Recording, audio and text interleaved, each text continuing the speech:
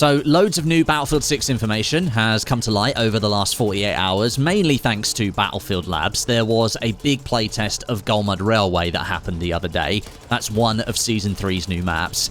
And most of the details ended up leaking on Reddit and social media. So, we've got that to talk about, plus a massive set of patch notes for Battlefield 6's next public update, which will give us Phase 3 of Season 2. And we've got some really interesting changes to gameplay mechanics that should give us a bit more depth in the gameplay loop. This is something that I and many others have been asking to see from Battlefield 6 since launch, and as much as it's been disappointing since the live service has kicked off, these leaks and the official details have given me a bit more confidence that the team working on this game have been listening to feedback.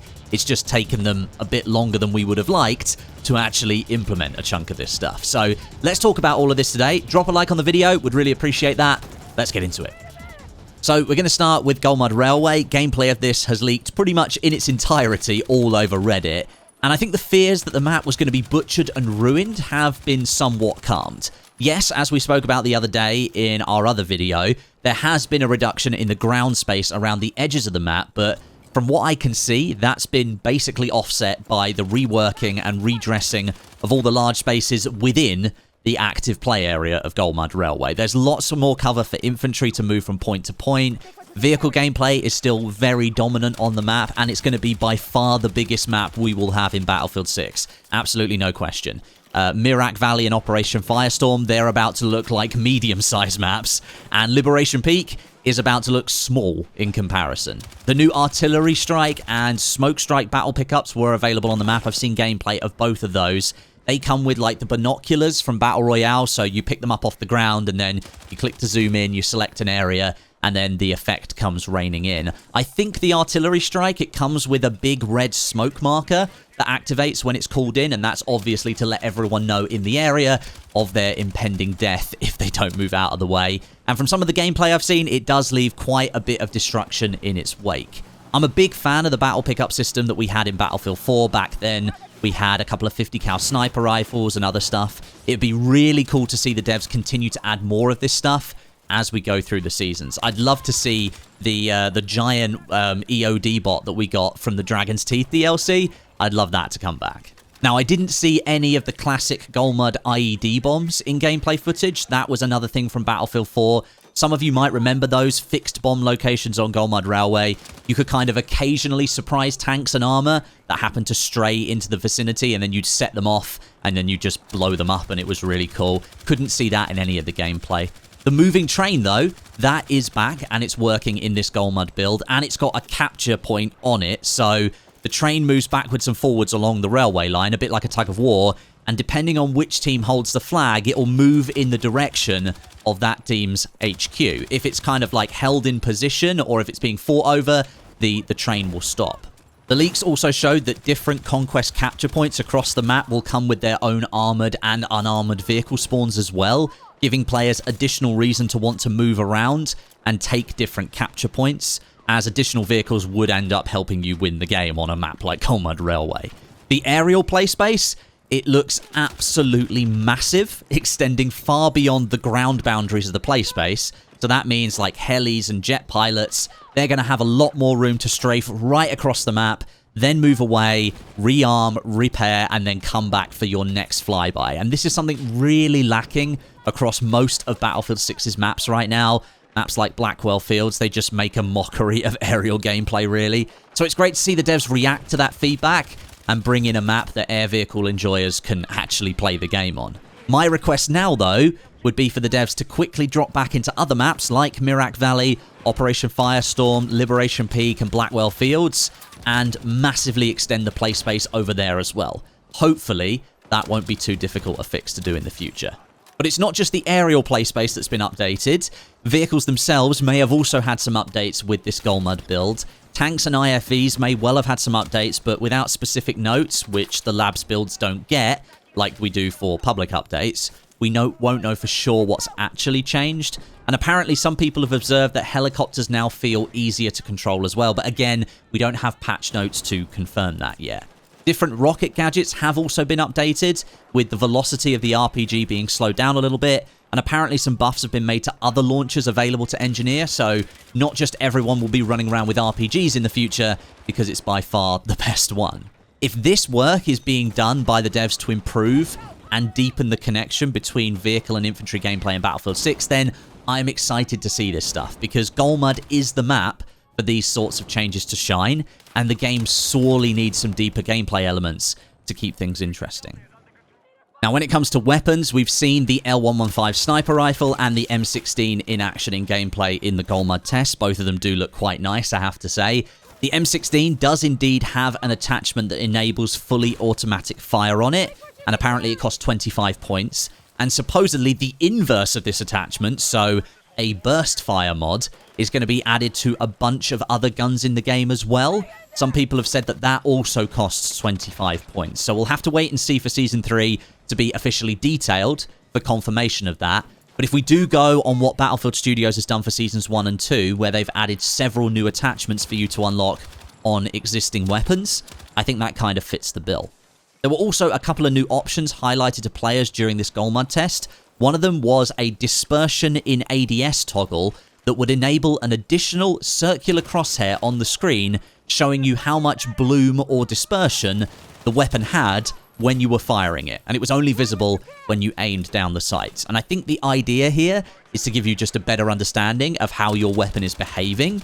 And maybe you could just stop holding down mouse 1 and start bursting a little bit more to reduce the effect of dispersion. But what I think this toggle has inadvertently said is that the dev team, I and several others think anyway, they are working on a wider gunplay overhaul. Right now, most weapons in Battlefield 6, they shoot very straight, and they have little to no discernible dispersion in mid to close range, because after launch, the dev team basically found that the entire gunplay system was bugged, so they had to unpick everything. But now we're stuck with this beamer weapon baseline, and most people don't like that. They'd like their weapons to have a bit more personality. So I think the team might be working to implement a game-wide gunplay change that gives weapons a little bit more dispersion again, so they don't all feel the same.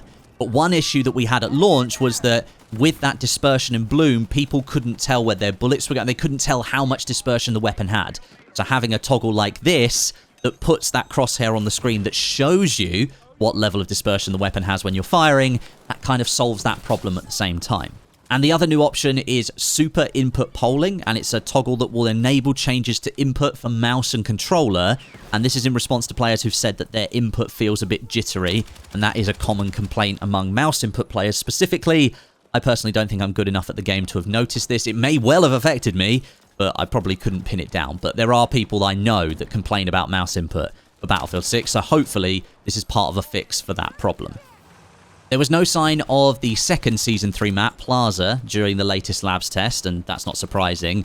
That one seems completely under wraps at the moment, and I think that means it will be coming later in Season 3, with Gulmud Railway launching first. Plaza is a map inspired by Battlefield 3's Grand Bazaar, and according to Royale, our most prolific data miner for Battlefield, this map currently looks to be set in the North African biome, and we have two other maps set there already, Siege of Cairo and New Sobek City. There have been rumours of a third map, with that info also coming from Royale as well, and he's actually provided a little bit more context.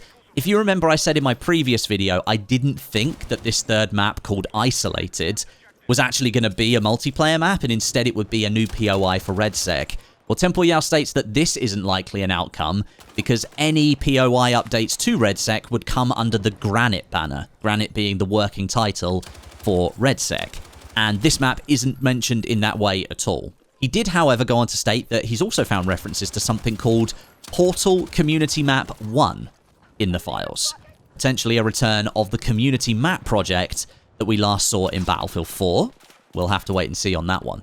And just continuing on with the leak stuff for another moment, an entire ranked mode has now been uncovered, and this appears to be for the Battle Royale. Essentially, you'll be able to play a ranked version of RedSec Battle Royale, where the better you perform, the more kills you get, the higher the ranks you're going to climb, and if you play poorly, you'll get demoted, etc, etc.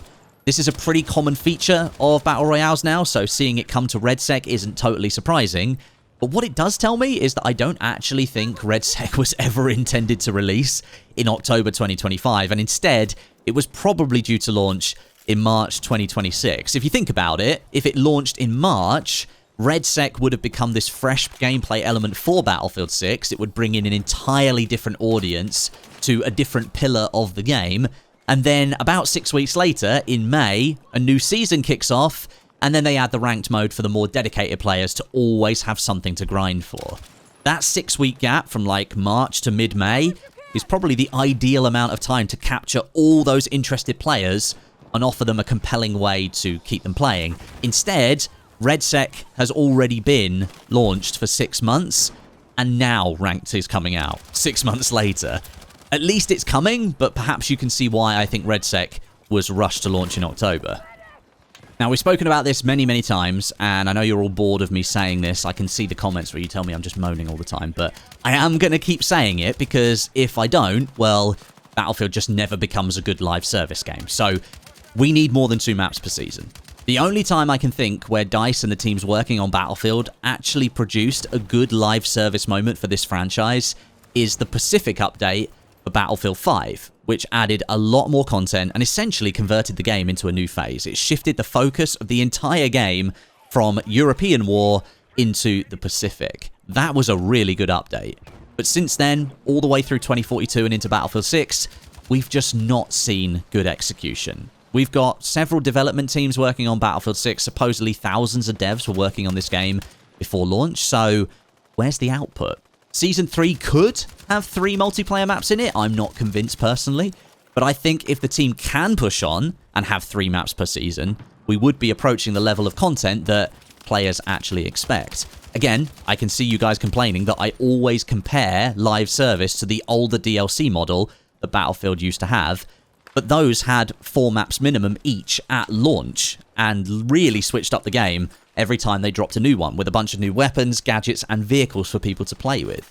So far for Battlefield 6, the seasons have just largely doubled down on the game's launch direction, which, as we've seen, isn't really to the Battlefield community's tastes whatsoever.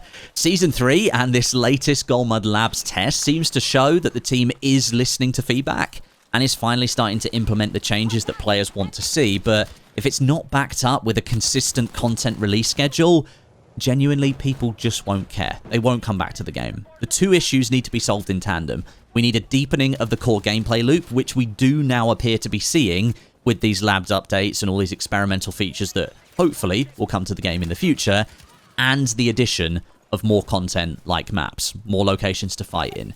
That's literally Battlefield bread and butter. If you want to build a game that people respect, you have to properly invest in it. You can't take players for granted, especially not in the current gaming climate. Whether it's on purpose to not deliver the level of content players expect, or if it was a genuine calculation by the team that they thought this would be enough content, I don't really know. But it's safe to state that the current cadence just isn't frequent enough, and the amount of content isn't plentiful enough. EA is one of the largest publishers in gaming, and their game was the biggest selling game of 2025. I really wish they'd look at that and start acting like a big player in the space. If you don't project that confidence, how can you expect anyone playing the game to be on board for the ride? And now, let's move on to that massive dump of info that we got from the devs yesterday for what we can expect from the next phase of Season 2, which is called Hunter Prey. We've got tons of patch notes, so I just want to highlight the important stuff, the stuff I think you're really going to notice. So we have Operation Augur as our main quote-unquote content piece for this phase. It's the return of the Operations game mode from Battlefield 1. It's a fan favorite. This time in Battlefield 6, it's going to tie Contaminated and Hagenthal base together into one big long narrative-filled game mode. And it's a limited time game mode. Just why? Battlefield 1 showed how popular this game mode is, and having it as a limited time offering surely deprives all players the chance to experience the mode again whenever they feel like it. Instead, they're going to have to play it when the devs say they can play it. I just don't understand this fetish for limited time FOMO stuff in games these days, and Battlefield 6 genuinely is one of the most egregious offenders of it. Not just with game modes, but with the stupid bonus pass for the Battle Pass that time gate all of the unlocks for new content. That just doesn't respect the average player, in my opinion, whatsoever. So, DICE, please, stop this and make operations permanent, please and thank you. There's a couple of different audio updates coming in this patch. The one you're probably going to notice is impact audio, so the bullets that actually hit you, incoming damage, that's been cleaned up a little bit, so it should make incoming damage easier to read and understand. And then things like projectile and tracer effects, those have been cleaned up and made more consistent as well. And the team has made the network warning icons a bit clearer, so if during combat you think something funky is going on with the netcode, those icons should pop up and be more visible now. We're getting a new vehicle in this phase. It's the NATO faction's answer to the Traverser that got added in Season 1. This is the LTV. I suppose the Traversers currently on NATO spawns will get flipped for this thing now it's being added, and I hope we see it come to other maps in the game as well.